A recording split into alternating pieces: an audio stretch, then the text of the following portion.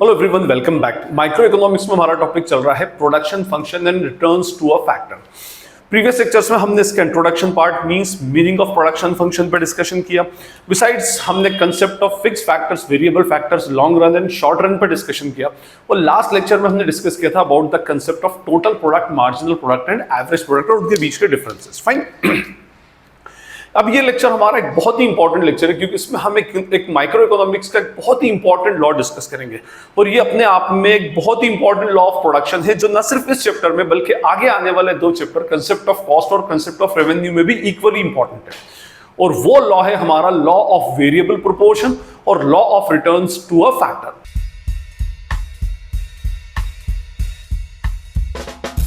Lecture start करने से पहले आप लोगों से अपील है कि अगर आप मेरा लेक्चर फर्स्ट टाइम देख रहे हैं, मेरे चैनल पर फर्स्ट टाइम आए हैं, तो आपसे अपील है कि भाई लेक्चर को पूरा देखें और लेक्चर को पूरा देखने के बाद अगर आपको अच्छा लगता है तो इसको लाइक जरूर करें, चैनल को सब्सक्राइब करें और वीडियो अगर यूजफुल लगता है तो इसे अपने फ्रेंड्स, अपने कलीग्स, अपने क्लासमेट्स के साथ में शेयर जरूर करें। लॉ ऑफ वेरिएबल प्रोपोर्शन पर डिस्कस करने से पहले थोड़ा सा मैं आपको प्रोडक्शन फंक्शन का कंसेप्ट नटशेल में एक्सप्लेन कर दूं ताकि एक हमारी बेसिक अंडरस्टैंडिंग बन सके इस लॉ ऑफ वेरिएबल प्रोपोर्शन के लिए। फाइन। देखिए, मैंने आपको बताया था कि प्रोडक्शन फंक्शन आपका जो चैप्टर है ये क्या एक्सप्लेन करता है, तो मैंने बताया था it shows the technical relationship. ये अपने आप में टेक्निकल रिलेशनशिप शो करता है between what, between physical inputs and what, physical outputs. ठीक है, फिजिकल इनपुट्स और फिजिकल आउटपुट्स के बीच में टेक्निकल रिलेशनशिप शो करता है। अब ये टेक्निकल रिलेशनशिप एक्चुअली क्या है वही इस लॉ ऑफ वेरिएबल प्रोपोर्शन में पढ़ेंगे। पहले मैं आपको बता दूं, देखिए ये जो टेक्निकल रिलेशनशिप है इसका मीनिंग ये होगा कि जब आप फिजिकल इनपुट्स इंट्रोड्यूस करते हैं प्रोडक्शन प्रोसेस में तो उसके रिजल्ट में आपके पास फिजिकल आउटपुट्स आते हैं और कितना इनपुट और कितना आउटपुट होगा इसकी जो टेक्निकल रिलेशनशिप होगी वही हमारा प्रोडक्शन फंक्शन है और वही एक्चुअली हमारा लॉ ऑफ वेरिएबल प्रोपोर्शन का सब्जेक्ट मैटर है। फाइन। तो टेक्निकल रिलेशनशिप क्या कि फिजिकल इनपुट्स डालेंगे तो फिजिकल आउटपुट आएगा, that is our technical relationship between inputs and outputs. ठीक है, फाइन। अब क्वेश्चन ये उठता है कि व्हाट इज फिजिकल आउटपुट। ये फिजिकल आउटपुट क्या है? तो देखिए, फिजिकल आउटपुट हर वो चीज है जो मैन्युफैक्चर या प्रोड्यूस हो रही है। जैसे ये मार्कर मैन्युफैक्चर करने वाले के लिए ये मार्कर फिजिकल आउटपुट है। किसी कार बनाने वाली कंपनी के लिए car is the physical output. कोई लैपटॉप बना रहा है कंपनी तो laptop is the physical output. कोई मोबाइल बनाने वाली कंपनी है तो mobile will be the physical output. इसी तरह से अगर कोई फार्मर किसी खेत पर कोई फसल उगा रहा है तो जो वीट वो उगा रहा है that is our physical output. अगर कोई एप्पल उगा रहा है तो Apple is the physical output. Potato उगा रहा है तो potato will be the physical output. ठीक है, ये हमारा फिजिकल आउटपुट है, मींस जो चीज हम बना रहे हैं that is our physical output. चलिए, ये तो ठीक है। अब फिजिकल इनपुट क्या साहब? तो देखिए, फिजिकल इनपुट्स को हम इकोनॉमिक्स में टेक्निकली बोलते हैं फैक्टर्स ऑफ प्रोडक्शन। और फैक्टर्स ऑफ प्रोडक्शन आप स्टार्टिंग के अंदर ही जब इकोनॉमिक्स के इनिशियल लेक्चर्स होते हैं वहीं पर ही फैक्टर्स ऑफ प्रोडक्शन एक्सप्लेन कर दिया जाता है क्योंकि ये टर्मिनोलॉजी बार बार आती है। फिर भी बताऊं, हमारे 4 फैक्टर्स ऑफ प्रोडक्शन होते हैं: land, labour, capital and entrepreneurship skills. ये 4 हमारे फैक्टर्स ऑफ प्रोडक्शन होते हैं। और याद रखिएगा कि हमारा फिजिकल आउटपुट जब तक नहीं आएगा जब तक हमारा इन चारों फैक्टर्स ऑफ प्रोडक्शन का कॉम्बिनेशन नहीं होता। और मैं आपको बता चुका हूं कि ये फैक्टर्स ऑफ प्रोडक्शन का nature according to the run change होता जाता है। अगर वेरी शॉर्ट रन होगा तो ये सब फिक्स हो जाएंगे, लॉन्ग रन होगा तो सब वेरिएबल हो जाएंगे और शॉर्ट रन में ये वेरिएबल भी रहेंगे और फिक्स भी रहेंगे। ठीक है, तो इनके नेचर के ऊपर डिपेंड करता है कि आपका आउटपुट किस तरह से बिहेव करता है। बस वो जो बिहेवियर है, ठीक है, इसका जो behaviour of physical output on the basis of input on the basis of physical input is called as law of variable proportion। ठीक है, law of variable proportion actually कुछ और नहीं बताएगा, ये आपके फिजिकल आउटपुट का बिहेवियर बताएगा इस बेसिस पर कि आप फिजिकल इनपुट्स किस तरह से इंट्रोड्यूस करते हैं और कौन से रन की एक्चुअली आप बात कर रहे हैं। ठीक है, तो लॉ ऑफ वेरिएबल प्रोपोर्शन आपके फिजिकल आउटपुट का बिहेवियर बताता है कि किस तरह से आपका फिजिकल आउटपुट एक्चुअली आएगा, कब बढ़ेगा, कब कम होगा, कब नेगेटिव हो जाएगा। ये सारी की सारी चीजें हम किस में पढ़ते हैं? लॉ ऑफ वेरिएबल प्रोपोर्शन में पढ़ते हैं। फाइन। तो मैंने आपको बता दिया कि लॉ ऑफ वेरिएबल प्रोपोर्शन क्या है? It shows the behaviour of physical output on the basis of physical inputs introduce. जितने आप इनपुट्स इंट्रोड्यूस करते हैं, जिस हिसाब से करते हैं, उसकी बेसिस पर जो आपका फिजिकल आउटपुट का बिहेवियर होगा that is called as what? Law of variable proportion. ये तो मैंने आपको एक जनरल लेमन सेंस के अंदर मैंने एक्सप्लेन कर दिया। अब आइए हम इसके टेक्निकल कंसेप्ट के ऊपर। तो देखिए, law of variable proportion actually ये एक शॉर्ट रन का लॉ है, ठीक है। मैंने आपको बताया है शॉर्ट रन, लॉन्ग रन और वेरी लॉन्ग रन, उससे रिलेटेड डेडिकेटेड लेक्चर है, लेक्चर नंबर 2, आप वहां से उसको देख सकते हैं कि हमारे पास 3 टाइप के रन होते हैं, वेरी शॉर्ट, शॉर्ट और लॉन्ग रन। वेरी शॉर्ट में सारे फैक्टर्स जो होते हैं फिक्स हो जाते हैं, लॉन्ग रन के अंदर सारे फैक्टर्स वेरिएबल हो जाते हैं, और शॉर्ट रन एक ऐसा रन है जिसमें हमारे जितने फैक्टर्स ऑफ प्रोडक्शन है ये 2 पार्ट्स में क्लासिफाइड हो जाते हैं। एक होता है हमारा फिक्स्ड फैक्टर्स और सेकंड होते हैं अवर वेरिएबल फैक्टर्स, ठीक है। अब फैक्टर्स ऑफ प्रोडक्शन होते हैं 4, land, labour, capital, land, labour, capital and entrepreneurship skills. तो जो लेबर होता है वो लेबर ही सिर्फ हमारा वेरिएबल रहेगा, और लैंड एंड कैपिटल जो होगी that will be our fixed factors, ठीक है। ये इतना कम टाइम होता है कि इसमें आप लैंड और कैपिटल को चेंज नहीं कर सकते। सिर्फ अगर कुछ चेंज हो सकता है तो वो हमारे लेबर चेंज हो सकता है, क्योंकि labour short span of time के अंदर चेंज हो जाता है। हम चाहें तो उसको अरेंज कर सकते हैं, और पूरा एक्सप्लेनेशन आपको फिक्स फैक्टर, वेरिएबल फैक्टर और long run and short run वाले लेक्चर के अंदर मैं एक्सप्लेन कर चुका हूं, वहां से आप उसको फॉलो कर लीजिएगा। नीचे पूरे चैप्टर की लिस्ट नीचे डिस्क्रिप्शन बॉक्स में गिवन है और ऊपर आई बटन आ रहा होगा। फाइन, तो हमारा सबसे पहली बात, ये जो लॉ ऑफ वेरिएबल प्रोपोर्शन है ये एक शॉर्ट रन का लॉ है। शॉर्ट रन का लॉ का मीनिंग होगा कि ये शॉर्ट रन में ही एप्लीकेबल होगा, लॉन्ग रन में एप्लीकेबल नहीं होता, क्योंकि लॉन्ग रन में सारे फैक्टर्स ऑफ प्रोडक्शन जो है वो वेरिएबल बन जाते हैं, और वहां पर law of returns to scale चलता है, ठीक है। यहां पर law of returns to factors चल रहा है। Fine, law of variable proportion. अब ये लॉ क्या बताता है? देखिए, ये बताता है कि जब आप फिक्स्ड फैक्टर्स को वेरिएबल फैक्टर्स के साथ कंबाइन करते हैं, ठीक है, और क्योंकि ये फिक्स्ड है ये तो चेंज हो नहीं सकता, ठीक है। क्या चेंज हो सकता है साहब? तो बोले यहां पर लेबर चेंज हो सकता है। तो जैसे जैसे आप फिक्स फैक्टर के साथ अपने वेरिएबल फैक्टर्स को बढ़ाते जाते हैं, ठीक है, अपने लेबर को बढ़ाते जाएंगे, तो इस इंक्रीमेंट पर आपका जो आउटपुट है जिसको हम प्रोडक्ट बोलते हैं, टीपी, टोटल प्रोडक्ट, ये टोटल प्रोडक्ट का बिहेवियर, उसका नेचर क्या होगा, that is law of variable proportion, ठीक है। ये तो बोला है सर, अभी थोड़ी देर पहले भी आपने बताया क्या कि अब मैं उसको टेक्निकली बता रहा हूं कि आपका एक फिक्स फैक्टर होगा, जो भी फिक्स फैक्टर है भाई, देखिए आपकी जो भी इंस्टॉल्ड कैपेसिटी है वो आपका फिक्स्ड फैक्टर है, उससे ज्यादा आप बना नहीं सकते, ठीक है। तो उस इंस्टॉल्ड कैपेसिटी के ऊपर आप जब अपने वेरिएबल फैक्टर्स को बढ़ाते जाते हैं, ठीक है, वेरिएबल फैक्टर्स में क्या, लेबर को जब आप इंक्रीज करते जाएंगे तो इस कॉम्बिनेशन की बेसिस पर, इन डिफरेंट कॉम्बिनेशंस पर आपका आउटपुट किस तरह से बिहेव करेगा, किस तरह से रिएक्ट करेगा, या मैं कहूं कि आपका आउटपुट कैसे आएगा, ये हमारा लॉ ऑफ वेरिएबल प्रोपोर्शन हमें बताता है।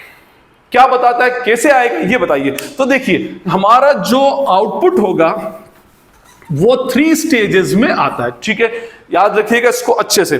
जो भी हमारा आउटपुट होगा, क्या बताया मैंने आपको, जब आपका फिक्स्ड फैक्टर आपके वेरिएबल फैक्टर के साथ में कंबाइन होगा और वेरिएबल फैक्टर इंक्रीज होता जाएगा, तो आपका जो आउटपुट है जिसको हम क्या बोलते हैं, टोटल प्रोडक्ट। मैं इसको पूरा लिखूं कि हमारा जो टोटल प्रोडक्ट है, ठीक है, total product means total output जो है वो हमारा 3 स्टेजेस में आता है, ठीक है। हमारे टोटल प्रोडक्ट जो बिहेव करता है, रिएक्ट करता है, वो 3 टाइप से रिएक्ट करता है। क्या?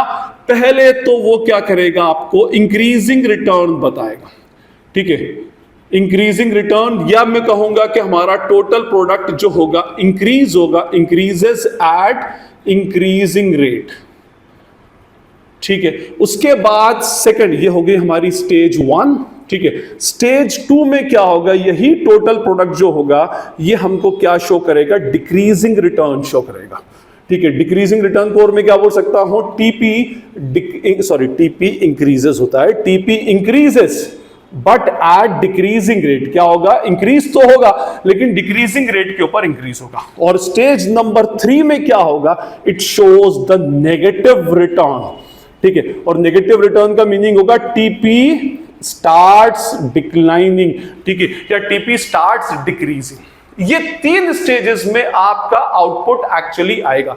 कब आएगा, जब फिक्स फैक्टर्स और वेरिएबल फैक्टर्स आपस में कंबाइन कर दिए जाएंगे। ए फिक्स फैक्टर तो फिक्स ही रहेगा, एक ही, उसमें हम जैसे जैसे वेरिएबल फैक्टर्स को और इंट्रोड्यूस करते जाएंगे 1 बाय 1 या 5-5 या 10-10, 20-20, 100-100, जो भी आप अकॉर्डिंगली बढ़ते जाएंगे, तो आपका जो आउटपुट है, आउटपुट मींस टोटल प्रोडक्ट, हाँ 3 टाइप के प्रोडक्ट होते हैं, टोटल प्रोडक्ट, मार्जिनल प्रोडक्ट और एवरेज प्रोडक्ट। देखिए, इस लेक्चर को समझने से पहले आप टोटल प्रोडक्ट, मार्जिनल प्रोडक्ट और एवरेज प्रोडक्ट के कांसेप्ट को अच्छे से क्लियर करें। मेरे प्रीवियस लेक्चर में मैंने एक्सप्लेन कर रखा है, वहां से आप उसको देख सकते हैं, आई बटन ऊपर आ रहा होगा, ठीक है।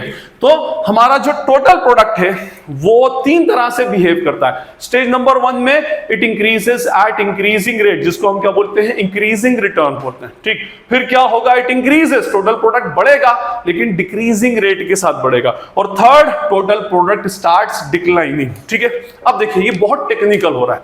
टेक्निकल कैसे हो रहा है कि मैंने आपको पहले तो एक टेक्निकल वर्ड दिया, इंक्रीजिंग रिटर्न, डिक्रीजिंग रिटर्न और नेगेटिव रिटर्न, ठीक है। रिटर्न्स यहां पर वर्ड आ रहा है। फिर दूसरे मैंने आपको टेक्निकलिटीज के दे दी, TP increases at increasing rate, at decreasing rate और स्टार्ट्स डिक्लाइनिंग। डिक्लाइनिंग तो छोड़ दे तो जल्दी समझ में आ जाता है। सबसे ज्यादा जो टेक्निकलिटीज होती है वो इस इंक्रीजिंग रेट और डिक्रीजिंग रेट में होती है, और स्टूडेंट्स को अक्सर इंक्रीजिंग रेट और डिक्रीजिंग रेट का कंसेप्ट ही क्लियर नहीं हो पाता कि इंक्रीजिंग रेट और डिक्रीजिंग रेट का एक्चुअली कंसेप्ट क्या है। तो देखिए पहले मैं आपको एक शेड्यूल देता हूं और उस शेड्यूल की बेसिस पर पहले मैं आपको एक्सप्लेन करूंगा इंक्रीजिंग रेट और डिक्रीजिंग रेट का कंसेप्ट क्या, फिर उसके बाद हम इसके अजम्पशंस पर और फिर उसके रीजंस ऑफ डिफरेंट स्टेजेस के ऊपर और फिर इसके ग्राफ के ऊपर हम डिस्कशन करेंगे। लॉ ऑफ वेरिएबल प्रोपोर्शन के स्टेजेस के अंडरस्टैंडिंग के लिए मैंने यहां पर एक प्रोडक्शन शेड्यूल बनाया जो हमने शॉर्ट रन के पॉइंट ऑफ व्यू से डिफाइन किया है। कैसे मालूम पड़ा शॉर्ट रन के पॉइंट ऑफ व्यू से, क्योंकि हमने यहां पर फिक्स फैक्टर लिया है। अब फिक्स फैक्टर के अंदर क्या क्या होते हैं, आपके फिक्स फैक्टर के अंदर होंगे लैंड एंड कैपिटल। हम मान लें कि हमारी 1 एकड़ की एक लैंड है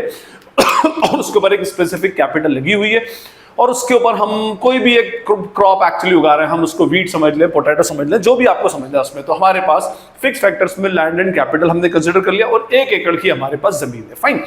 सेकंड कॉलम हमारा वेरिएबल फैक्टर्स का, और वेरिएबल फैक्टर्स कौन से होते हैं, हमारे variable factors are our labour. Labour हमारा वेरिएबल फैक्टर है, ह्यूमन रिसोर्स जिसको हम बोलते हैं, ठीक है। और वेरिएबल फैक्टर्स हमारे कहां से स्टार्ट हुए, 0 से लेकर तो 8 तक। और थर्ड कॉलम में हमारा टोटल प्रोडक्ट का मींस टोटल आउटपुट कितना दे रहा है, मींस कितने टोटल प्रोडक्ट को आप चाहें तो क्विंटल्स में ले लें, आप चाहें तो टन्स में ले लें, जिसमें भी लेना है आपको, आप उसको अपना अकॉर्डिंगली अज्यूम कर सकते हैं, ठीक, फाइन। तो ये बताता है कि हमारी एक फिक्स फैक्टर, एक पूरी 1 एकड़ की लैंड है, 2 एकड़ की, 5 एकड़, वॉटएवर, अभी हम 1 एकड़ ले रहे हैं तो 1 एकड़ की एक लैंड है, उसके ऊपर हम क्या करते हैं, वेरिएबल फैक्टर्स इंट्रोड्यूस करते जाएंगे 1 बाय 1। सबसे पहले हमारी पूरी लैंड के ऊपर एक भी वेरिएबल फैक्टर मींस एक भी लेबर नहीं था, तो उस टाइम हमारा टोटल प्रोडक्ट जो था वो 0 यूनिट्स का था, ठीक है, फाइन। नेचुरली लेबर ही तो होता है जो क्या करता है, अगर किसी फैक्ट्री में काम कर रहा है तो रॉ मटेरियल को फिनिश प्रोडक्ट में कन्वर्ट करता है, ठीक है। अगर किसी फार्म, किसी खेत पर काम कर रहा है तो वो बीज से क्या करता है, फसल या क्रॉप बना देता है। तो कहने का मीनिंग है कि लेबर की ही अल्टीमेटली मेहनत होती है, ह्यूमन रिसोर्स की होती है, ठीक है। तो जब हमारे पास कोई वर्कर नहीं था तो हमारा टोटल प्रोडक्ट भी 0 था। अब हमने वहां पर एक लेबर क्या किया, हमने एम्प्लॉय किया कि भाई एक लेबर हमने वहां पर लगाया, एंगेज किया, तो एक लेबर से हमें 4 क्विंटल्स के आउटपुट मिला। हमने देखा भाई एक लेबर हमको 4 क्विंटल्स का आउटपुट दे रहा है। अब यहां पर हमारे माइंड ने एक मैथमेटिकल कैलकुलेशन किया जिसको यूनिटरी मेथड बोलते हैं, या सिंपल मैथमेटिक्स या मल्टीप्लिकेशन जिसको हम बोलते हैं, कि अगर 1 पर 4 तो 2 पर कितना मिलना चाहिए, हमको 8, ठीक है। हमने ये सोचा कि अगर मैं एक और लेबर लगा देता हूं तो मुझे टोटल 8 यूनिट्स का या 8 क्विंटल्स का क्या मिलेगा, टोटल आउटपुट मिलेगा, टोटल प्रोडक्ट मिलेगा। तो मैंने दूसरा लेबर इसके ऊपर और एंगेज किया, एक और लेबर यहां पर लगा दिया, फाइन। अब जब सेकंड लेबर लगाया तो मेरा आउटपुट 4 से सीधे 10 हो गया, 4 से, जबकि वो 8 होना चाहिए था। मैथमेटिक्स ये बोलता है, मल्टीप्लिकेशन का कंसेप्ट ये बोलता है कि 4 से वो 8 होना चाहिए, बट वो 4 से इंक्रीज होकर के सीधे कितने पर पहुंच गया, 10 पर पहुंच गया। तो ये 4 से 10 हो गया। फिर हमने एक और लेबर बढ़ाया, फिर हमने तो हमें लगा ना, और हमारी rationality as a rational producer, तो हमें इससे बड़ी और बात क्या हो सकती है। हमने 4 से डबल 8 एक्सपेक्ट किया था और 4 की बजाय 10 हमको मिल रहा है, तो बीइंग अ रैशनल प्रोड्यूसर मैं क्या करूंगा, और लेबर इसमें इंट्रोड्यूस करूंगा। तो मैंने और लेबर इंट्रोड्यूस की है, ठीक है। हमने एक्सपेक्ट किया था कि 15-16 निकलेगी, लेकिन हमारी आ गई कितनी, 18 यूनिट्स। फिर इसी तरह से हम बीइंग अ रैशनल प्रोड्यूसर हम क्या करते गए, लेबर इसमें इंट्रोड्यूस करते गए, तो उसके अकॉर्डिंगली हमारा ये टोटल प्रोडक्ट आता गया, ठीक है। एक स्टेज ऐसी आई जहां पर आकर टोटल प्रोडक्ट सेम ही रहा, मींस लेबर इंक्रीज करने से हमारा टोटल प्रोडक्ट नहीं बढ़ा, और उसके बाद और फर्दर हमने लेबर इंट्रोड्यूस किया तो उल्टे टोटल प्रोडक्ट इंक्रीज होने की बजाय डिक्रीज हो गया। अब मेरी बात सुनिए, ये मैंने आपको पूरा शेड्यूल बता दिया। इस पूरे शेड्यूल में जो ये आउटपुट है टोटल प्रोडक्ट का, वो टोटल प्रोडक्ट का बिहेवियर इन 3 स्टेजेस में होता है। First is what, increasing return, second is decreasing return, and third is the negative return. अब ये अपने आप में टेक्निकलिटी है। देखिए हमारा जो टोटल आउटपुट है, वो टोटल आउटपुट हमारा 3 तरह से बिहेव करता है। फर्स्ट होता है इट इंक्रीजेस, इंक्रीज होता है, बढ़ता है, और कौन सी रेट से बढ़ता है, इंक्रीजिंग रेट। फिर सेकंड में इंक्रीज होता है इंक्रीज है, लेकिन डिक्रीजिंग रेट से बढ़ता है और फिर उसके बाद डिक्रीज होना स्टार्ट हो जाता है। अभी डिक्रीज होना तो खैर इजी है, इजी टू अंडरस्टैंड है, पॉइंट देखकर समझ आ गया होगा, यही से समझ आ रहा है 30 से 28 हो गया तो डिक्रीज हो गया। लेकिन सर ये increasing rate, decreasing rate, increases at increasing rate, इसका कंसेप्ट क्या है? तो ये थोड़ा सा टेक्निकल कंसेप्ट है। तो एक बात याद रखिएगा, यहां पर हम एक वर्ड यूज कर रहे हैं दैट इज रेट। ठीक है, जब भी रेट आ जाती है तो रेट का मीनिंग होता है कि calculation of one value on the basis of some other value. अब it may be expressed in terms of percentage और may be expressed in terms of proportions, ठीक है, या डेसिमल के टर्म में हम उसको एक्सप्रेस कर सकते हैं। रेट जब भी आ गया तो एक वैल्यू का कैलकुलेशन किसी दूसरी वैल्यू के ऊपर होगा और उसको या तो हम परसेंटेज में एक्सप्रेस करेंगे या प्रोपोर्शन में एक्सप्रेस करेंगे या डेसिमल में, व्हाटएवर जैसे आपको कन्वीनियंट लगता है उसके अकॉर्डिंगली आप उसको एक्सप्रेस करेंगे। That is called as rate. ये रेट, इस रेट से हमको बनाना, रन रेट होता है जैसे कि भाई हम क्या बोलते हैं, रन रेट क्या होगा, 5 रन पर आवर के हिसाब से इसका रन रेट चल रहा है, ठीक है। और बंदे का जो बैटिंग का रन रेट होता है कि भाई इसने 141 का इसका रन रेट है, इस तरह से वो बेसिकली हम उसमें लेते हैं। मींस रेट जो होगी ये हमेशा एक वैल्यू का कैलकुलेशन दूसरी वैल्यू पर करेगी। जो न्यूमरेटर में हमने वैल्यू रखी है इसका कैलकुलेशन हो रहा है और जो डिनोमिनेटर में रखा गया है वो हमारा बेस हो रहा है। अब यहां पर जो चेंजेस आ रहा है उसका हमको रेट मालूम करना है, तो जिस वैल्यू से हम चेंज करेंगे वो हमारा बेस बनेगा और जितना चेंज आएगा वो हमारा न्यूमरेटर बनेगा। अब देखिए, आप अगर यहां से इसको समझे, सबसे पहले हमने 0 से 1 किया, तो इसको तो थोड़ी देर के लिए भूल जाइए, जब तक तो हमारे पास कोई आइडिया था नहीं। हमारे दिमाग में आइडिया और लेवल लगाने का कहां से आया? जब 1 पर हमें 4 मिला तो हमने कहा मैं 2 लगाऊंगा तो हमें 10 मिल जाएगा। तो एक्चुअल चेंजेस यहां से आए। तो देखिए, आपका जो 1 से 2 हुआ तो लेबर आपका कितने से बढ़ा? +1 से, 1 से बढ़ा। और ऑन द अदर हैंड इसके अगेंस्ट में जो टोटल आउटपुट था ये कितने से बढ़ गया? +6 से। ये तो एब्सोल्यूट टर्म में इसका चेंज आया। अब मैं इसका प्रोपोर्शन या रेट देखूं तो ये 1 से 1 से 2 हुआ, मींस 1 से 1 बढ़ा। और किस बेसिस पर? ये हमारा बेस है तो हम इसको लेंगे 1/1 into 100 is equals to what? 100%। Means हमारा जो लेबर है वो हमने 100% से इंक्रीज किया, 1 से सीधे डबल कर दिया, 1 से 2 कर दिया, ठीक, फाइन। लेकिन हमारा जो टोटल आउटपुट था वो 4 से बढ़कर 10 हो गया। मींस पहले 4 था, 6 से और बढ़ा, into 100 करूंगा तो दैट विल बी व्हाट? 150।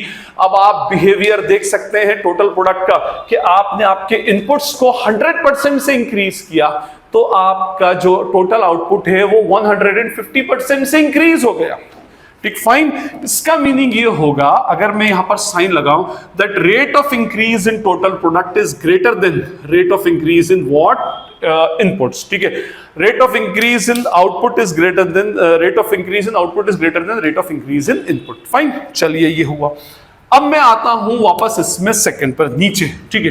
देखिए, यहां पर मैं मार्कर चेंज करता हूं ताकि आपको वैल्यू समझ में आ जाए। फिर 2 से 3 हुआ तो कितने से बढ़ा? 1। लेकिन अब 1 बढ़ा है 2 से, तो हमारा बेस क्या हो जाएगा? 2। तो मैं हो जाएगा 1/2 into 100 is equals to what? 50%। अब मेरे लेबर मैंने 50% से इंक्रीज की। ऑन द अदर हैंड ये मेरा इंक्रीज हुआ कितने से? 8 से। तो 8/10 into 100 that is equals to 80%। अब मैंने अपने लेबर 50% से बढ़ाए तो मेरा आउटपुट भी 80% से बढ़ गया। Again what? total out rate of increase in total product is greater than rate of increase in labor। तो फिर हमारा साइन ये लगेगा, ये ज्यादा है और ये कम है, फाइन। चलिए, अब आते हैं, हम और आगे बढ़ते हैं। यहां से आए हम इस पर थर्ड पर, ठीक है। अब मेरा फिर से लेबर +1 से हो गया। अब 1 किससे बढ़ा? 3 से। 1/3 into 100 इज इक्वल्स टू 33% से, ठीक है।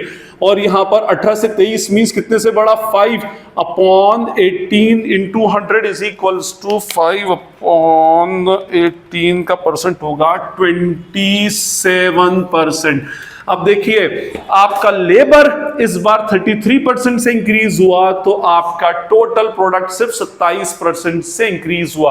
अब साइन यहां पर उल्टी हो जाएगी, ठीक है। Means rate of increase in labour is greater than rate of increase in total product, ठीक है जी। चलें, अब हम नेक्स्ट के ऊपर चलते हैं। और नेक्स्ट में अगर हम देखें, अब हमारा यहां पर लेबर 4 से बढ़कर 5 हो गया, मींस फिर 1 से बढ़ा, लेकिन 4 पर बढ़ा तो इसका मीनिंग हुआ कि हमारा लेबर 25% से इंक्रीज हो रहा है। ऑन द अदर हैंड हमारा टोटल प्रोडक्ट 23 से 28 हुआ, मींस 5 से बढ़ा तो 5/23 into 100, तो 5/23% दैट इज 21%। फिर वही हुआ, rate of increase in labour is greater than rate of increase in total product. ठीक, फाइन, ये अपने आप में ठीक है। उसके बाद चलिए अब आइए हम वापस आते हैं 5 से 6 पर।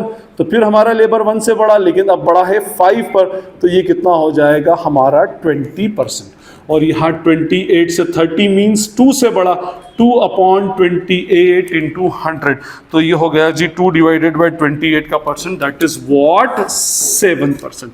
फिर क्या हुआ, rate of increase in labour is 20%, rate of increase in total product is only 7%। तो फिर हमारा क्या हुआ, increase in rate of increase in labour is more than rate of increase in total product. उसके बाद तो आप देख ही सकते हैं यहां तो कोई इंक्रीमेंट है नहीं, ठीक है। और यहां पर फिर हमारा लेबर बढ़ गया, 1/6 इंटू 100 इज इक्वल्स टू 16.66%, और यहां पर हमारा 0% इंक्रीमेंट है। उसके बाद फिर हमने बढ़ाया तो ये तो बल्कि उल्टा -2 हो गया। तो यहां का तो खैर कोई प्रॉब्लम नहीं है, आपको समझ में आता है। अब देखिए हमारा ये जो था 3 स्टेजेस चली इसके अंदर। पहली स्टेज जो थी वो यूनिट 3 तक थी, ये यहां तक, ठीक है, ये यूनिट 3 तक। क्यों? क्योंकि यहां पर ये 2 साइंस थे। यहां पर क्या साइन थे इसमें, rate of increase in total product is greater than rate of increase in variable factor that is labour. तो this is called as what, यहां पर ये ज्यादा बढ़ रहा है, बढ़ दोनों रहे हैं, हाँ, ये भी बढ़ रहा है, ये भी बढ़ रहा है, और टोटल प्रोडक्ट बढ़ रहा है, लेकिन क्या है, इसका कंपैरिजन इससे ज्यादा है। तो this is called as what, rate of labour increases at what, increasing rate. Increasing rate से बड़ा, जिसको हम इंक्रीजिंग रिटर्न बोलते हैं। मींस हमारी फर्स्ट स्टेज 0-1 यूनिट से 3rd यूनिट तक हमारी फर्स्ट स्टेज चली, जिसमें percentage change in labour is, percentage change in total output is greater then percentage change in labour. ठीक, फाइन। सेकंड स्टेज हमारी स्टार्ट हुई फ्रॉम यूनिट 4, ठीक है, यूनिट 4 से लेकर तो यूनिट 7 तक हमारी सेकंड स्टेज चली, जिसको हम बोलेंगे डिक्रीजिंग रिटर्न या डिक्रीजिंग रेट। देखिए टोटल प्रोडक्ट इंक्रीज हो रहा है, नो डाउट इंक्रीज हो रहा है, लेकिन उसके इंक्रीज होने की रेट लेबर के इंक्रीज होने की रेट से कंपैरेटिवली कम हो गई। यहां पर साइन मेरी चेंज हो गई, देखिए मेरी साइन यहां पर चेंज है, ठीक है। तो this is called as decreasing rate, या हम बोलेंगे डिक्रीजिंग रिटर्न, ये हमारा डिक्रीजिंग रिटर्न। और फिर उसके बाद हमारा जो लास्ट है कौन सा वाला, 8th यूनिट। तो 8th यूनिट तो हमें क्या बताता है, negative return. Negative return means हमारा टोटल प्रोडक्ट इंक्रीज होने की बजाय उल्टा डिक्रीज हो गया। ये हमारा लॉ ऑफ वेरिएबल प्रोपोर्शन है। लॉ ऑफ वेरिएबल प्रोपोर्शन हमें ये बताएगा कि अगर हम हमारे फिक्स्ड फैक्टर्स के साथ में वेरिएबल फैक्टर, और वेरिएबल फैक्टर कौन सा, लेबर, जब हम उसमें इंगेज करेंगे और जैसे जैसे हम लेबर इंक्रीज करते जाएंगे तो हमारा टोटल प्रोडक्ट बढ़ेगा। लेकिन उस टोटल प्रोडक्ट के बढ़ने का एक पैटर्न होगा, एक मैकेनिज्म होगा। क्या होगा, इनिशियली तो वो इंक्रीजिंग रेट से बढ़ेगा। इंक्रीजिंग रेट का मीनिंग क्या होगा, जिस रेट से आप लेबर बढ़ाओगे उससे ज्यादा रेट से आपका टोटल आउटपुट आएगा। और इससे अच्छी बात ही नहीं है भाई, आपको टोटल आउटपुट ज्यादा आ रहा है, और ये चीज आपको फायदा देगी किसमें, concept of cost, concept of revenue में। रेवेन्यू ज्यादा बढ़कर आया ना आपका, आपने तो सोचा था कि 4 से 8 हो जाएगा, लेकिन 4 से यहां अल्टीमेटली 10 हो गया। और ज्यादा यूनिट बेचेंगे तो ज्यादा रेवेन्यू हमारे पास आएगा। और कॉस्ट, हम वर्कर को कॉस्ट हम अल्टीमेटली कम दे रहे हैं, बट हमें प्रोडक्शन फंक्शन में मॉनेटरी टर्म्स में बात करना ही नहीं है। फाइन, चलिए, तो मैंने ये कहा कि पहला हमारा जो होगा फर्स्ट स्टेज, फर्स्ट इसका जो बिहेवियर ये होगा कि पहले इनिशियली तो क्या होगा कि जैसे जैसे हम लेबर लगाएंगे उसके कंपैरिजन में हमारा जो आउटपुट है वो ज्यादा परसेंटेज से अल्टीमेटली इंक्रीज होगा। लेकिन फिर एक पॉइंट ऑफ इन्फ्लेक्शन आएगा, वहां से जाकर के वो चेंज होगा। और फिर आप क्या होगा, जितना लेबर आप लगाओगे, परसेंटेज चेंज इन लेबर जो होगा वो comparatively percentage change in total output से ज्यादा हो जाएगा। तो यहां पर टोटल आउटपुट बढ़ रहा है, देखिए बढ़ तो रहा है, यहां पर 4, 10, 18, 23, 28, 30 ये सब बढ़ रहा है, ठीक है। लेकिन यहां पर जो इसका इंक्रीमेंट है, उस इंक्रीमेंट का rate comparatively increase in labour से कम हो जाएगा, ठीक है। तो ये क्या कहलाएगा, हमारा डिक्रीजिंग रेट और डिक्रीजिंग रिटर्न। और फिर उसके बाद थर्ड तो हमारा नेगेटिव रिटर्न है। थर्ड नेगेटिव रिटर्न मींस हमारा टोटल प्रोडक्ट स्टार्ट्स डिक्लाइनिंग। तो हमारा लॉ ऑफ वेरिएबल प्रोपोर्शन क्या बताएगा कि अगर हम फिक्स फैक्टर्स को वेरिएबल फैक्टर्स के साथ में कंबाइन करते हैं तो हमारा टोटल आउटपुट जो है वो 3 स्टेजेस में आएगा। First is increasing return, second is decreasing return, third is negative return. Increasing return means what, TP increases at increasing rate, second TP increases at decreasing rate, decreasing return, और TP starts declining और TP starts diminishing, TP कम होना start हो जाएगा। अच्छा, अब एक बड़ी problem इसके अंदर ये आती है कि सर चलिए अब हम कब तक बेसिकली, भाई देखिए आपने तो यहां पर एक एक चीज का परसेंटेज कैलकुलेट कर बताया, हम कब तक इसका परसेंटेज कैलकुलेट करें, कौन कौन सी वैल्यूज के एग्जाम में इतना टाइम नहीं होता और कैसे हम उसको कैलकुलेट करें, तो अब आपको इसमें परसेंटेज कैलकुलेट करने की एक्चुअली रिक्वायरमेंट है ही नहीं। ठीक है, ये तो मैंने सिर्फ रेट के एक्सप्लेनेशन के लिए आपको परसेंटेज चेंज एक्चुअली बताए थे। आपको तो सीधे क्या करना है, just calculate what marginal product. ठीक है, अब आप इसका मार्जिनल प्रोडक्ट कैलकुलेट कर लीजिए। ठीक है, देखें अब हमारा इसमें अगर मैं मार्जिनल प्रोडक्ट कैलकुलेट करूं तो 0 था और 0 से 4 तो 4 हो गया।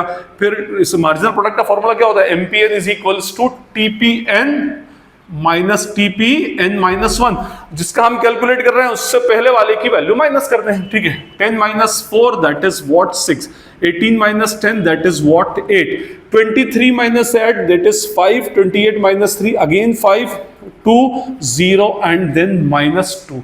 अब आप समझ जाइए, सिर्फ एमपी को देखकर समझ जाइए, जब तक आपका एमपी इंक्रीज हो रहा है तब तक आपका स्टेज 1, एमपी डिक्रीज होना स्टार्ट हो गया लेकिन पॉजिटिव है स्टेज 2। ठीक है, जैसे ही एमपी नेगेटिव चला गया स्टेज 3। सिंपल सा फंडा है। क्या बताया मैंने आपको, जब तक आपका एमपी इंक्रीज हो रहा है, ये 3 केस, यहां पर एमपी इज इंक्रीजिंग, ठीक है, पॉजिटिव और इंक्रीज है, तो ये कौन सा हो जाएगा हमारा इंक्रीजिंग रिटर्न, या मैं कहूं TP increases at increasing rate. ठीक, फाइन। और जैसे ही 8 से 5 मींस, देखिए 4 से 6 इंक्रीज हुआ, 6 से 8 इंक्रीज हुआ, 8 से 5 डिक्रीज हुआ, डिक्रीज हुआ और डिक्रीज हुआ, तो ये हमारा क्या हो गया, एमपी स्टार्ट्स डिक्लाइनिंग, लेकिन क्या रहेगा, अब भी पॉजिटिव ही रहेगा, यहां तो पॉजिटिव है, तो ये क्या हो जाएगा, decreasing return. TP increases eight decreasing rate. ठीक, फाइन। और जैसे ही एमपी हमारा नेगेटिव होगा तो it means TP starts declining, TP हमारा कम होना स्टार्ट हो जाएगा। तो कहने का मीनिंग ये है कि आप कभी भी ये बात याद रखिएगा कि इस तरह के परसेंटेज चेंज को कैलकुलेट नहीं करें। कैसे आपको इसको कैसे इंटरप्रीट करना है, आप मार्जिनल प्रोडक्ट इसका कैलकुलेट कर लें, और जैसे ही आप इसका मार्जिनल प्रोडक्ट कैलकुलेट करेंगे तो आपको अंदाजा हो जाएगा कि भाई जैसे मार्जिनल प्रोडक्ट आपका इंक्रीज होता जा रहा है पॉजिटिव रहकर, तो वो क्या हो जाएगा आपका TP increases at increasing rate, means stage 1 की बात कर रहे हैं। Second, TP increases eight decreasing rate, जब आपका एमपी नेगेटिव रहे, सॉरी एमपी कम होता जाए लेकिन पॉजिटिव रहे। फिर एमपी 0 होने के बाद जैसे नेगेटिव जाते हैं वहां से हमारी स्टेज 3 हो जाती है। मैं इसका ग्राफ आपके सामने यहां पर बना देता हूं ताकि ग्राफ भी आपको कंसेप्चुअली क्लियर हो जाए। ये हमारा ग्राफ है, X axis Y axis point of origin. X axis पर हमने वेरिएबल फैक्टर्स लेबर रखा और वाई एक्सिस के ऊपर टीपी एंड एमपी हमने रखा है। ठीक, फाइन। 0 1 यूनिट के ऊपर क्या लिया हमने, 4 लिया, और 2 यूनिट्स के ऊपर हमारा 10 आया, तो अप्रोक्सीमेटली 10 यहां पर आ जाएगा। 3 यूनिट्स के ऊपर हमारा 18, तो 18 यहां पर ले लेंगे। 4 यूनिट्स पर 23, तो अप्रोक्सीमेटली 23 यहाँ ले लिया। फिर 5 यूनिट्स पर 28, ये 4 यूनिट्स थोड़ा सा इधर हो गया है, ये 4 यूनिट्स पर 23, फिर उसके बाद 28, फिर उसके बाद 6 यूनिट्स पर 30, 7 यूनिट्स पर 30 और फिर उसके बाद 28। और इसको मैं ओरिजिन से ज्वाइन करता हूँ फ्री हैंड से, तो ये मेरा बन जाएगा total product curve. Now this is my what, total product. ठीक है, फाइन। उसके बाद ये हमारा टोटल प्रोडक्ट है। अब देखिए यहां पर हमारा जो मार्जिनल प्रोडक्ट था ये इंक्रीज हो रहा था। मैं मार्जिनल प्रोडक्ट भी हाथों हाथ बना ही देता हूं। उसमें मार्जिनल प्रोडक्ट जो है ये इस पर 1 पर तो 4 ही है, 2 पर 6 हो जाएगा तो 4, और यहाँ पर 6, 3 पर जाकर कहाँ पहुँच गया, 8 पर, और उसके बाद गिरना स्टार्ट हो गया। 4 पर आया कितने पर, 5 पर कितने पर आया, 5 पर ही रहा। इसको कुछ और वैल्यू अभी हम ऐसे ले लेते हैं। उसमें 6 पर आकर के ये हो गया 2, 7 पर आकर 0 और 8 पर आकर नेगेटिव। ठीक है, तो ये एक्चुअली इस तरह से इसका ग्राफ बनेगा। ठीक है, this is our what MP. Fine. अब आप देखें स्टेज 1, मैंने कैसे बताया था आपको स्टेज 1 कैसे आइडेंटिफाई करना है, जब तक आपका मार्जिनल प्रोडक्ट इंक्रीज हो रहा है। तो दिस इज माय स्टेज 1, ये हो गई मेरी स्टेज 1, जो क्या बताती है, मेरी इंक्रीजिंग रिटर्न। ठीक है, इंक्रीजिंग रेट या इंक्रीजिंग रिटर्न इसको कहूं मैं। इंक्रीजिंग रिटर्न का मीनिंग क्या होगा, TP increases at increasing rate. उसके बाद ये जहां पर 0 हुआ, ये मेरा 7 पॉइंट यहां से मेरा स्टार्ट होगा स्टेज 2, जो क्या बोलेगा मेरा डिक्रीजिंग रिटर्न। ठीक है, और उसके बाद ये मेरी हो जाएगी stage 3, that represents what, negative return.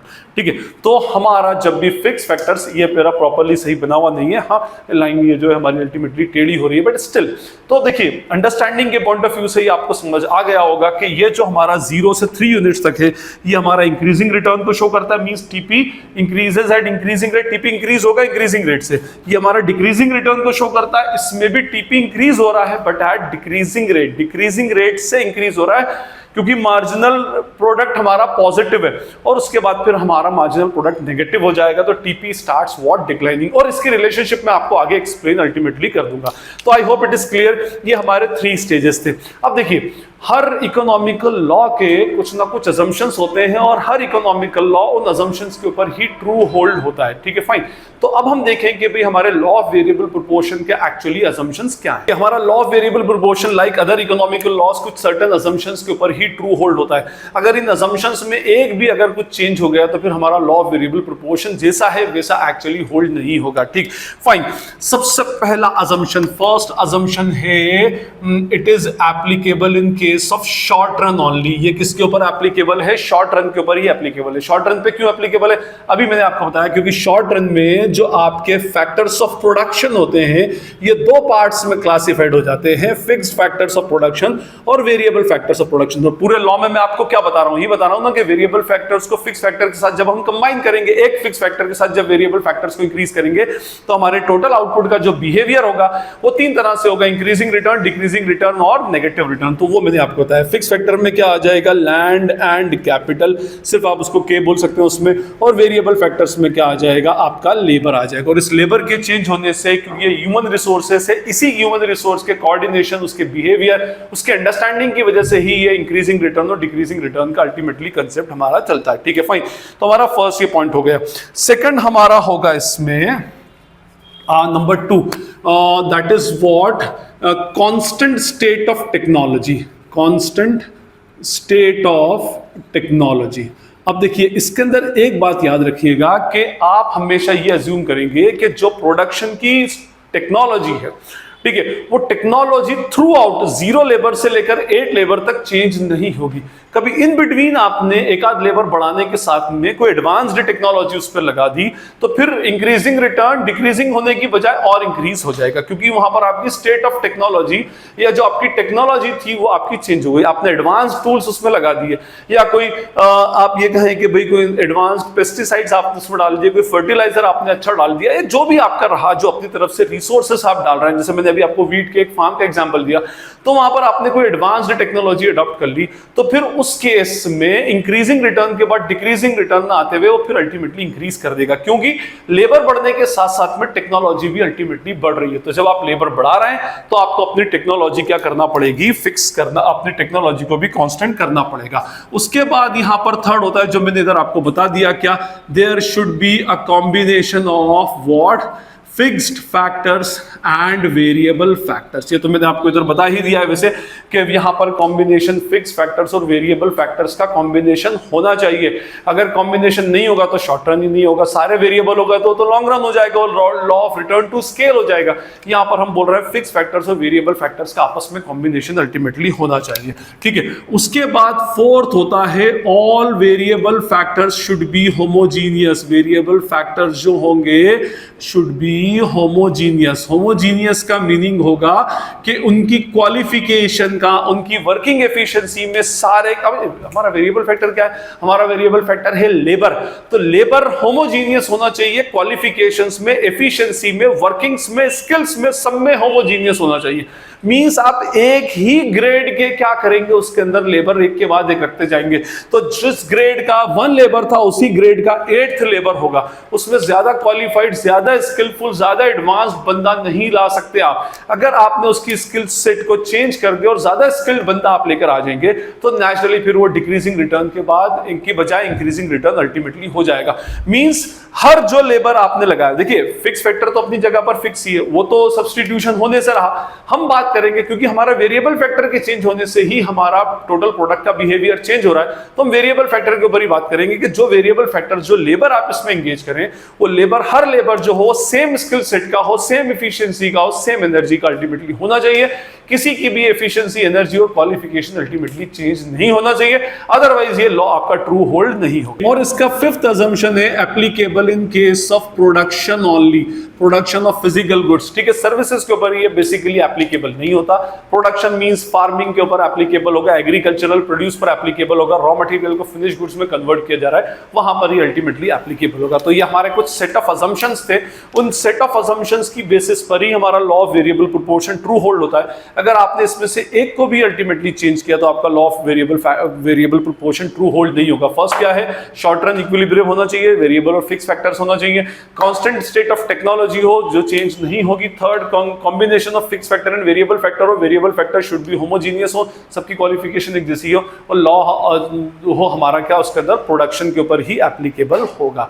अब देखिए ये तो हमने इसके assumptions पढ़ लिए, अब हम पढ़ेंगे रीजंस फॉर डिफरेंट स्टेजेस। ऐसा क्यों होता है फर्स्ट स्टेज में कि इंक्रीजिंग रिटर्न है, और जब इंक्रीजिंग रिटर्न दे रहा था तो आप डिक्रीजिंग रिटर्न क्यों हो गया, और फिर एक टाइम डिक्रीजिंग रिटर्न से नेगेटिव रिटर्न क्यों हुआ, जबकि आप क्या कर रहे हैं, आप तो लेबर बढ़ाते जा रहे हैं। और मैथमेटिक्स ये बोलता है कि 1 पर 2 तो 2 पर 4, 3 पर 6, 4 पर 8, ठीक है। तो ऐसा क्यों हुआ, तो हर एक स्टेज के पीछे अपना एक एक्सप्लेनेशन, एक रीजन होता है जो ये बताता है कि इस स्टेज में इंक्रीजिंग रिटर्न क्यों हुआ, क्यों फिर उसके बाद में डिक्रीजिंग रिटर्न हुआ, और क्यों फिर उसके बाद में नेगेटिव रिटर्न हुआ। तो हम उसके रीजंस को वन बाय वन डिस्कस करेंगे। तो हम बात करेंगे reasons responsible for different returns. उसमें फर्स्ट हमारा फेज 1 हो गया जो इंक्रीजिंग रिटर्न बताता है। Increasing return means total TP increases at increasing rate, ये बताएगा।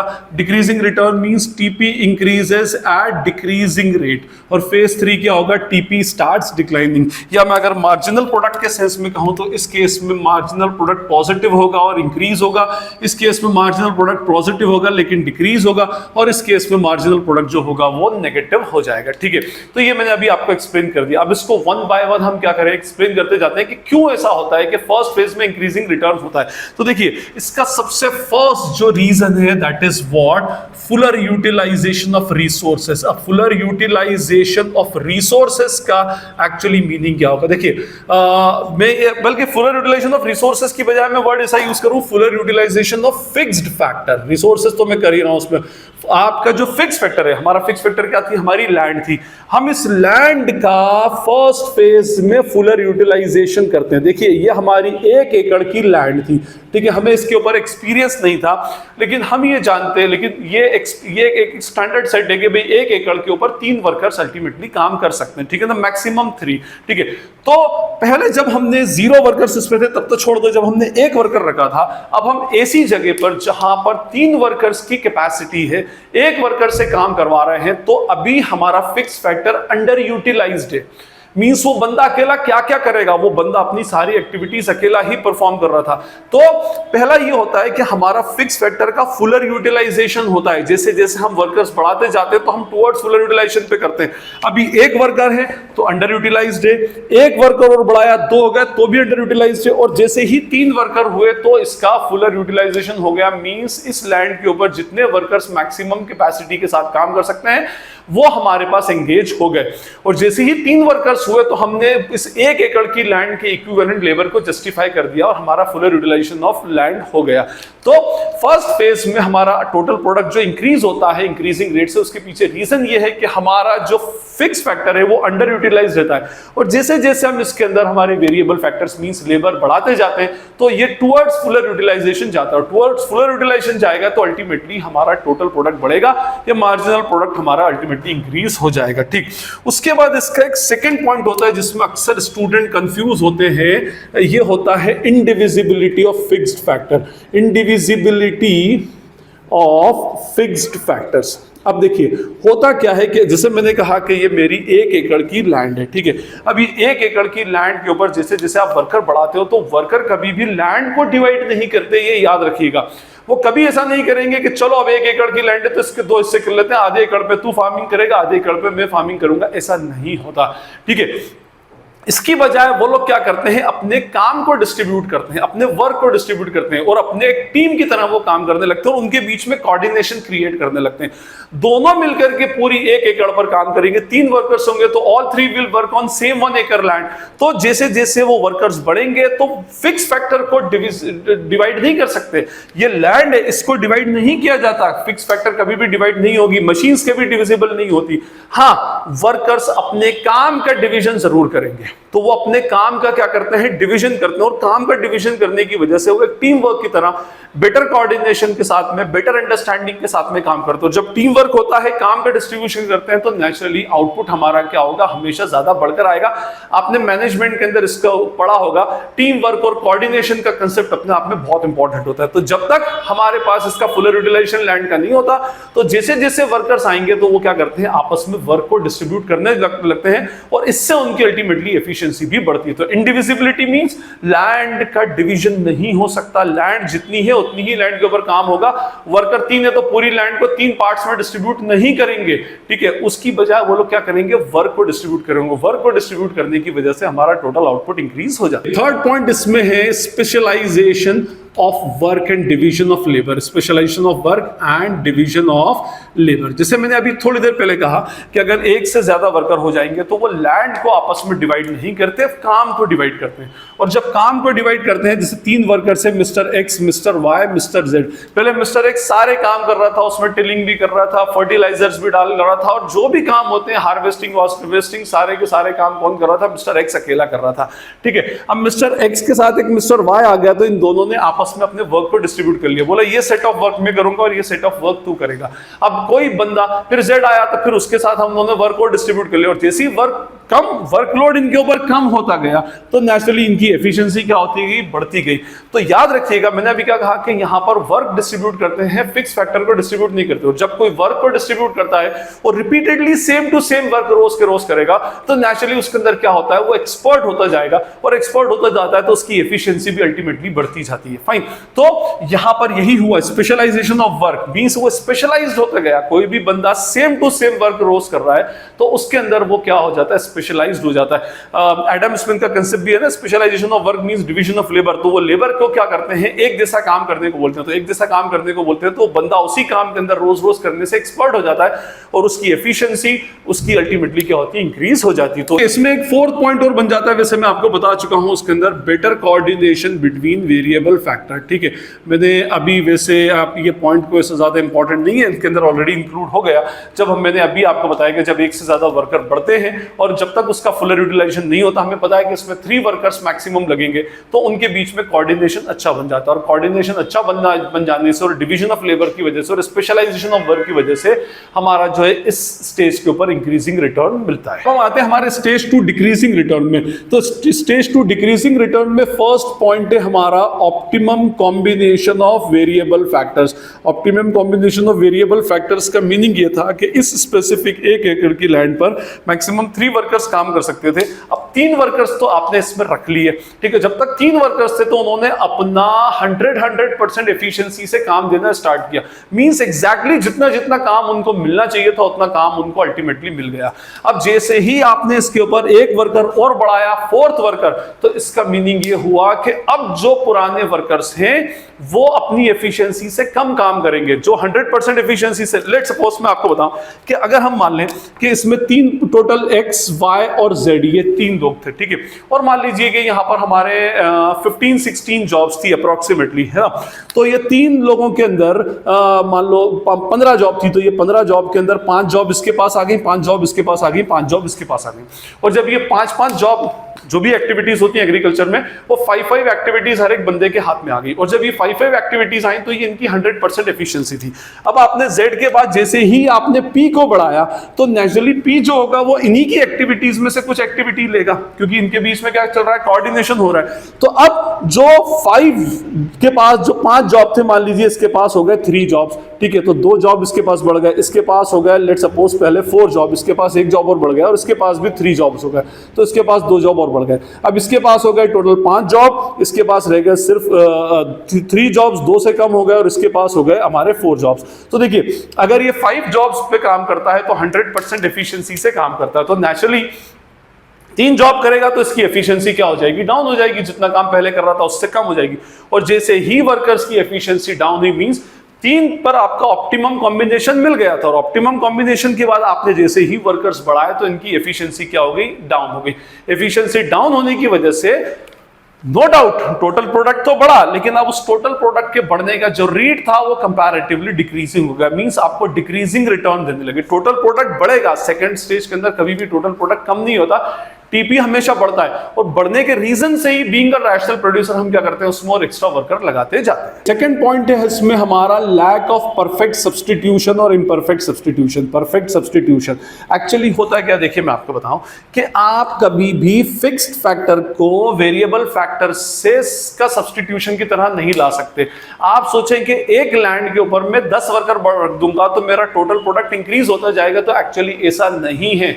ऐसा अगर होने लगता तो हम छोटी सी जगह पर, भाई ये तो वही बात हो गई कि आपके पास एक कार है जिसकी सीटिंग कैपेसिटी 5 लोगों की है, अब उसके ऊपर आप 6 भर देंगे, 7 भर देंगे तो 6 लोग बैठ तो जाएंगे, लेकिन अब उनको इतना कंफर्ट नहीं मिलेगा। 5 लोग ऑप्टिमम थे, वहां जितने कंफर्ट के साथ वो लोग बैठ सकते थे बैठ रहे, लेकिन जैसे ही आपने 6 पर्सन को बैठाया तो उनके बीच में थोड़ा सा एडजस्टमेंट अल्टीमेटली करना पड़ेगा। 7 बैठाया तो और एडजस्टमेंट करना पड़ेगा। मींस लोगों के भर देने से कार की कैपेसिटी नहीं बढ़ती। इसी तरह से लैंड हमारी फिक्स फैक्टर है, और उसमें हम सोचें कि इसमें वर्कर्स बढ़ा दें तो कभी भी लैंड का सब्स्टिट्यूट वर्कर नहीं हो सकता, फिक्स फैक्टर का सब्स्टिट्यूट वेरिएबल फैक्टर नहीं हो सकता।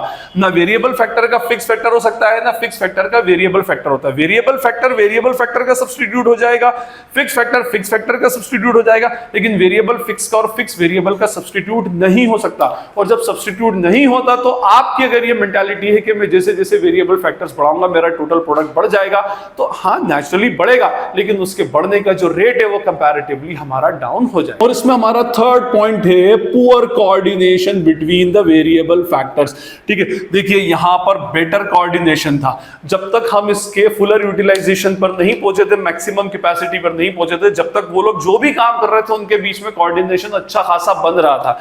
ठीक है, लेकिन जैसे ही आपने वर्कर बढ़ाए और सबकी एफिशिएंसी डाउन हुई तो अब उनके बीच में कोऑर्डिनेशन पुअर होगा, हर बंदा काम चोरी करने लगेगा, और इस वजह से हर वर्कर की एफिशिएंसी डाउन हो रही है और उनके बीच में कोऑर्डिनेशन एक्चुअली बन नहीं पाएगा। उसमें वर्कर जब ज्यादा दिखते हैं तो वर्कर की साइकोलॉजी बोलती है कि भाई मैं ये काम क्यों करूं, मैं इससे ही अल्टीमेटली काम करवा लूंगा। जब वो दूसरे बंदे पर टालता है तो नेचुरली अपनी एफिशिएंसी से नीचे आ जाता है। जबकि 3 वर्कर थे तो उनको मालूम था कि यहाँ पर 15 सेट ऑफ जॉब्स हैं और 15 सेट ऑफ जॉब्स हम 5 लोगों को करना है, तो हम जो जो जिसमें अच्छा था उसने वो एक्टिविटीज उसमें ले ली। अब यहाँ पर क्या होगा, जब उसी लैंड के ऊपर जहां पर 3 वर्कर्स काम कर सकते थे वहां पर 5, 6, 7 वर्कर्स हो गए, तो वो क्या करते हैं कि भाई मुझसे अच्छा काम ये वाला बंदा करता है, ये तो आप ये वाला काम इसको दे दीजिए, और हर बंदा जो होगा वो अपने अकॉर्डिंगली टास्क लेने में लगा रहेगा। हो सकता है कि 2 बंदे एक जैसा करते हो तो उसमें से किसी एक को मिलेगा, एक को नहीं मिलेगा, तो इससे क्या होता है कोऑर्डिनेशन में उनकी प्रॉब्लम आ जाती है। तो ये हो जाता है हमारा poor coordination between the workers. अब हमारा फेज 3 थर्ड है नेगेटिव, इसके अंदर भी क्या आ जाएगा हमारा poor coordination between variable factors and fix factors. यहीं से पुअर कोऑर्डिनेशन स्टार्ट हो गया था, तो यहां पर तो और ज्यादा पुअर कोऑर्डिनेशन होगा। अब मैक्स टू मैक्स 6-7, जैसे आपकी कार के अंदर अगर 5 लोग बैठ सकते हैं, बहुत से बहुत आप 6 बिठा लेंगे, 7 बिठा लेंगे, अगर कोई छोटे बच्चे होंगे तो 8 एक को गोद में बिठा लेंगे। उसके बाद अब अगर जो बढ़ेगा तो फिर उसके बाद सिटिंग कैपेसिटी अलाउ नहीं करती, कोऑर्डिनेशन बैठेगा ही नहीं। ठीक है, तो कहने का मीनिंग ये कि जब वो ओवरफ्लो जैसे कंडीशन आ जाएगी, मींस वो पैक ही नहीं हो पाएगी, बस सेम टू सेम कंडीशन यहाँ पे आ गई। 3 वर्कर्स का मैक्सिमम ऑप्टिमम कॉम्बिनेशन था, आपने बढ़ाकर उसको 6 और 7 पे लेकर चले गए, तो फिर कैसे अल्टीमेटली होगा, हर बंदा काम चोरी करेगा। काम चोरी करेगा मींस वो चाहेगा कि कैसे भी करके मैं ये काम इसके ऊपर डाल दूं, और जब वो काम डालेगा तो हर बंदे की एफिशिएंसी डाउन होगी। इसका सेकंड पॉइंट यही है। ठीक है, डिक्रीजिंग एफिशिएंसी, हर बंदे की एफिशिएंसी डाउन होगी, और जैसे जैसे एफिशिएंसी डाउन होगी तो फिर वो जो टोटल प्रोडक्ट कल तक इंक्रीज हो रहा था वो इंक्रीज होने की बजाय क्या हो जाएगा, डिमिनिश होना स्टार्ट हो जाएगा, मतलब डाउन नेगेटिव रिटर्न देना स्टार्ट कर। तो ये हमारे रीजंस थे which are responsible for increasing return, decreasing return and negative return. ठीक है, ये मैंने सारे रीजंस आपको बता दिए। तो ये हमारा लॉ ऑफ वेरिएबल प्रोपोर्शन था पूरा कंप्लीट, जिसमें हमने लॉ ऑफ वेरिएबल प्रोपोर्शन का कंसेप्ट, उसके अजम्पशंस और उसके रीजंस पे डिस्कस किया। आई होप आपको ये लॉ ऑफ वेरिएबल प्रोपोर्शन का कंसेप्ट क्लियर होगा। स्टिल अगर कोई क्वेरी या डाउट आपको लगती है तो आप मुझसे कमेंट सेक्शन में पूछ सकते हैं। और एक बार फिर से अपील है कि वीडियो अगर आपको यूजफुल लगता है तो इसे अपने फ्रेंड्स के साथ में शेयर करें, वीडियो को लाइक करें और चैनल को सब्सक्राइब जरूर करें। This is Najeeb Hashmi signing off from Najeeb Hashmi academy.